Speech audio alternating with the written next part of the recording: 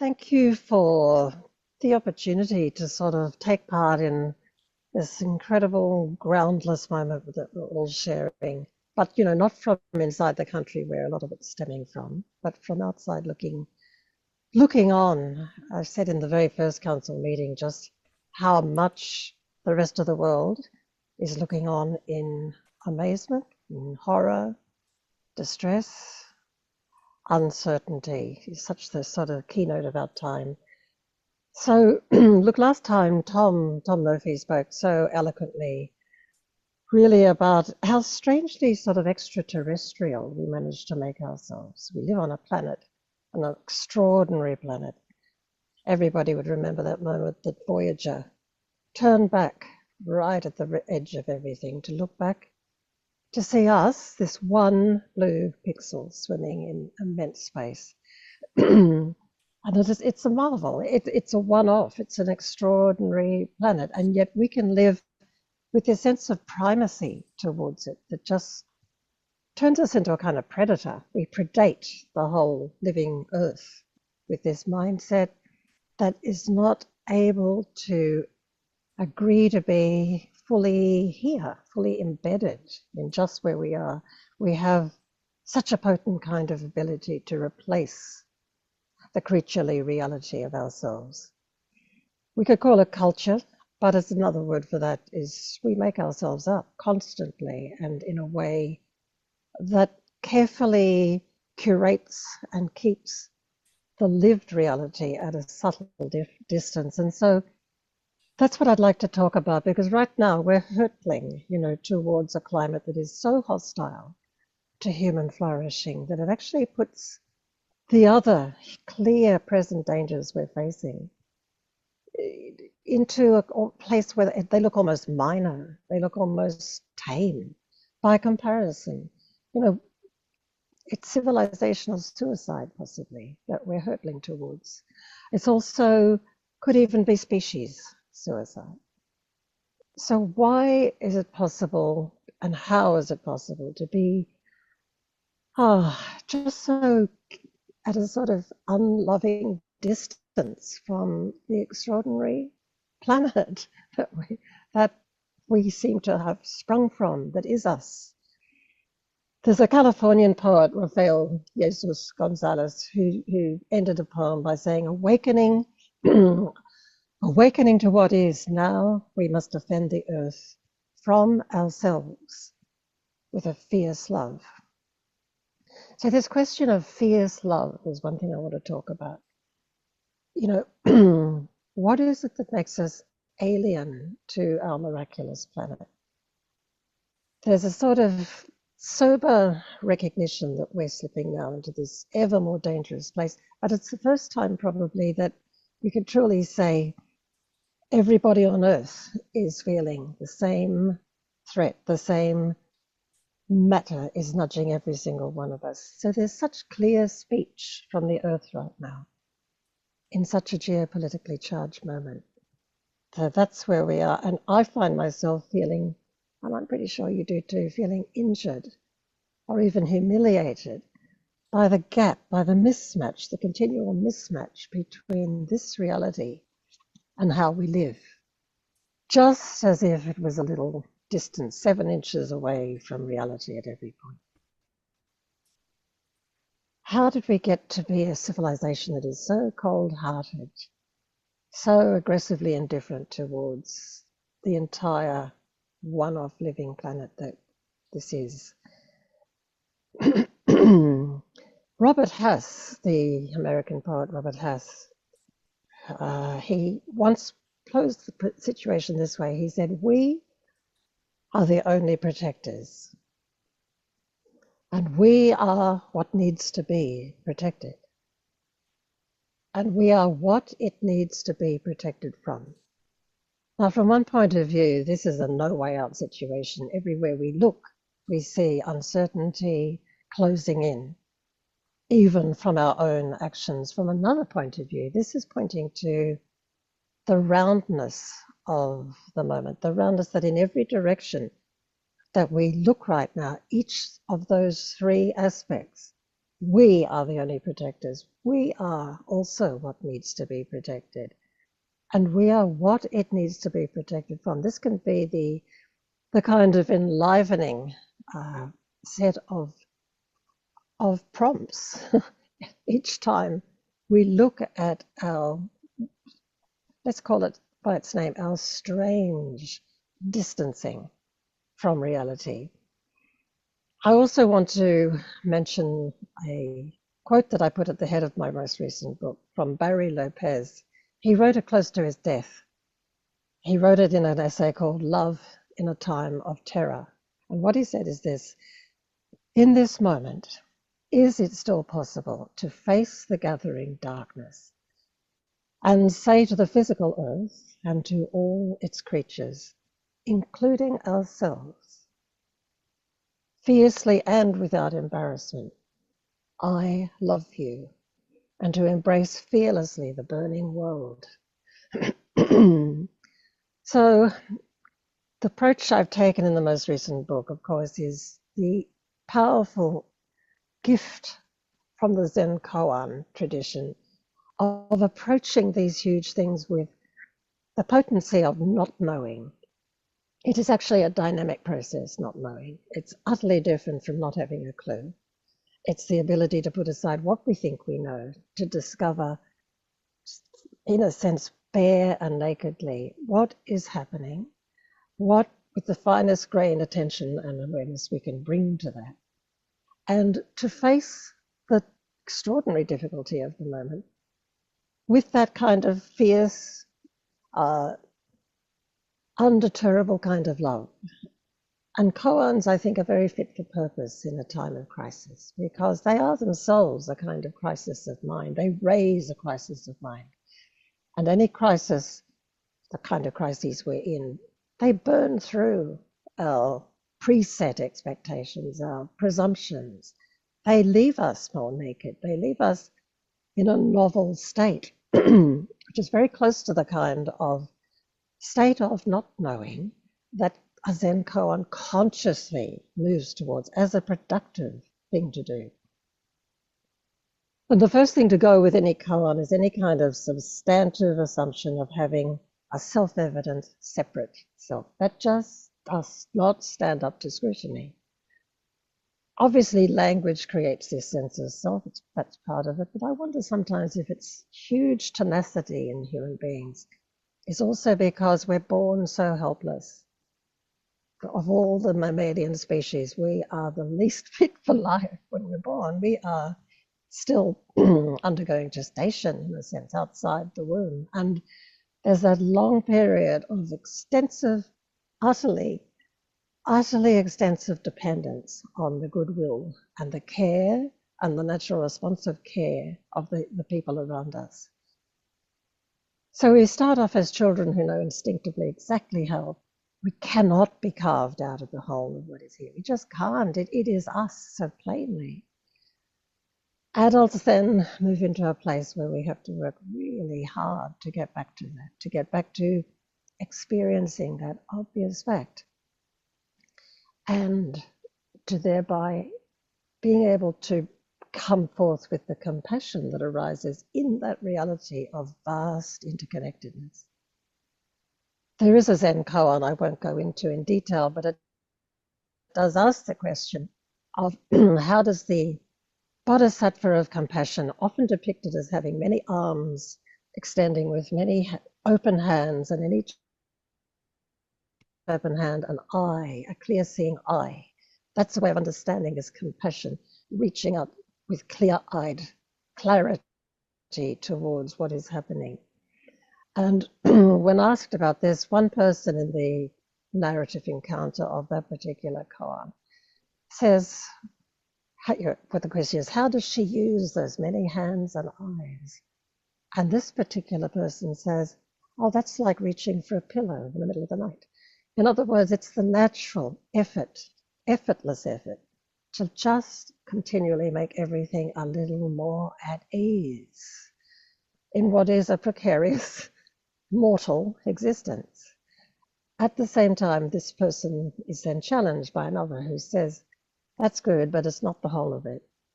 So what would you say, he's asked? And he says, all over the body are hands and eyes. There's nothing else at the most fundamental level but hands and eyes. And I can't help thinking of any ecosystem when I hear those words. The way that we are dependent, interdependent at such a profound level, to the point where you, any you other, is not other, cannot be seen as utterly other. We are so interwoven. We stand on our own feet and are so infinitely interwoven. Auntie Beryl Carmichael, a wonderful elder here, way out west towards the centre of Australia, her country, Nyapia country, she once said, reality is connectedness. If you're not in connectedness, aware of being in connectedness, you're not in reality. She put it so plainly. And that utterly different mindset to the one that happily goes on to predate the earth, the one that our so-called civilization is so bent upon doing. That other reality is so much closer to thinking along with the earth, coming into a place where we can truly say we are in the mode of thinking along with the earth. The very word with is the very word of compassion. Suffering with, living in that state of with rather than against, rather than being, in a sense, ever subtly opposed to the reality that appears to threaten us. So I'd like to offer a really fierce koan that also effectively mentions the word love. And this is a Korean koan. It is simple, very simple, but like any koan, it challenges something very deeply. And it says simply this: the tiger fears the human heart. The human fears the tiger's kindness. The tiger's kindness. So that immediately leaps out as a phrase. What could be the tiger's kindness? This apex predator. Apex predator that is so finely shaped by the difficulty of survival, shaped into such a beautiful, memorable, stunning form, such sort of creaturely excellence that it seizes a human imagination. And yet at the same time, we are the apex predator on this earth. And we've now become, we once called ourselves mortals, quite happily. I think now the preferred word endlessly used, just as, is there a problem? No, I just heard a voice interrupt. We so happily call ourselves, or agree to be called, consumers, just as though we're happy to admit, here we are, our one purpose is to consume this astonishing living world. So it's not hard to work out why tigers would fear the human heart. It's too small. We've made our heart, we've shrunk our hearts away from the natural precariousness, the productive precariousness of life itself.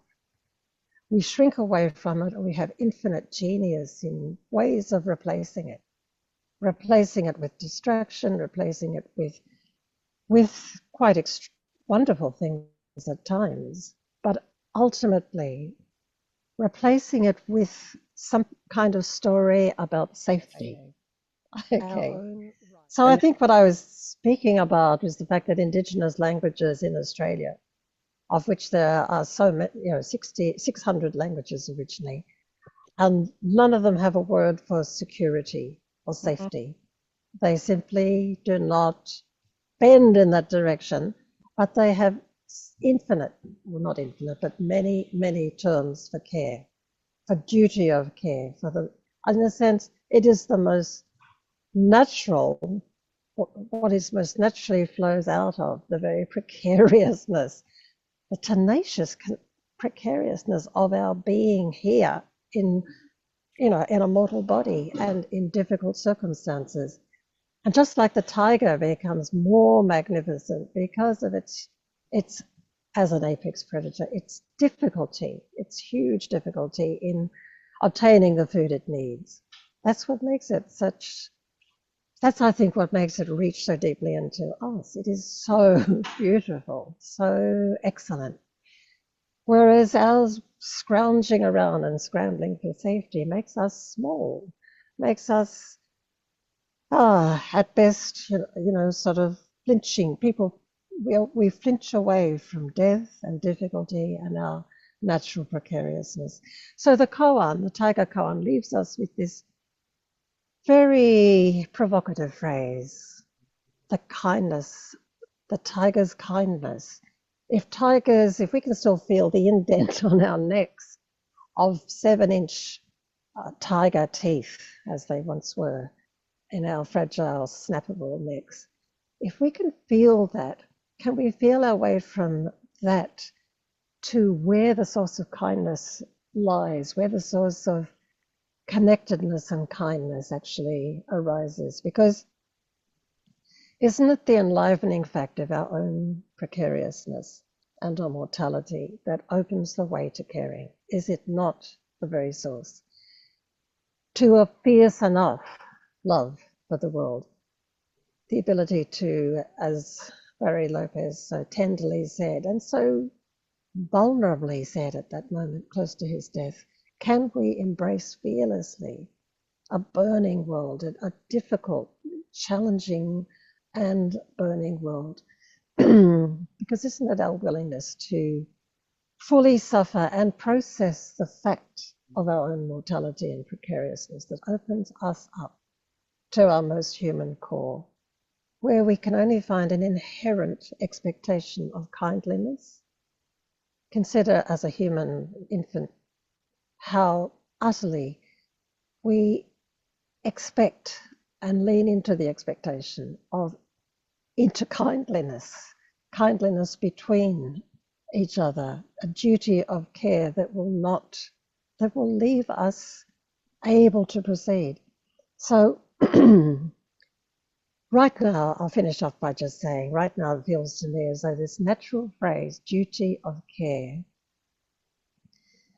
it's almost like it's held as up as if it's antimatter right now to this fascistic kind of impulse right now that has been unleashed in so many disturbing new forms, is being unleashed with people crowing about it, jeering at the idea of care. And but that is our most deeply born, it's like our birthright, our deeply born inherent expectation of receiving and extending kindliness. Because I would see an ecosystem as a kind of fierce form of interspecies kindliness. It's a web of a food, web of life. We depend, we interdepend at such a level, a keen level. And in a human being, if that can't find its way into that sense of duty of care that is essentially natural to us, the restless leaves, without that, we're too small. We're clutching after security and the hope of safety, pushing mortality and precariousness away in a universe that is itself a sheer expression of impermanence, of one thing endlessly becoming another. It's ablaze with impermanence. Nothing is fixed or static. And so, perhaps I'll just finally leave you with a kind of found koan, which happened when I was out walking in country, as we call it. Not countryside, but country as the sense of that potential in us to think along with the earth, to have even our consciousness shaped intimately by all the things I've been talking about. I was walking with an elder, Uncle Max Harrison, a late elder who's very dear to me and to whom I dedicated the most recent book. And we were walking with a group of people who were dedicated to the idea of reconciliation.